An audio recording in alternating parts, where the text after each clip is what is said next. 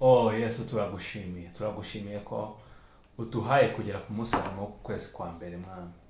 Twakuragije uyu mwaka, none dore uduhaye kuba amahoro ukwezi kose, iminsi 31 n'umwe mwami. Uhabwa icyubahiro. Warakoze mwami kuturwanira, warakoze kuduha imigisha, warakoze kudufungurira imiryango, bya bindi tutatekerezaga byose ukabikora mwami. Mwami, ndasengera kugira ngo amasezerano waduhaye muri uno mwaka mu izina rya Yesu Kristo uduha kugumana ibyiringiro.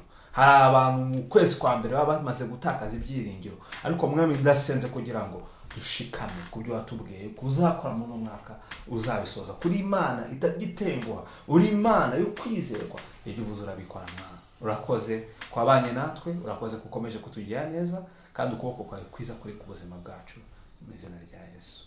Amen.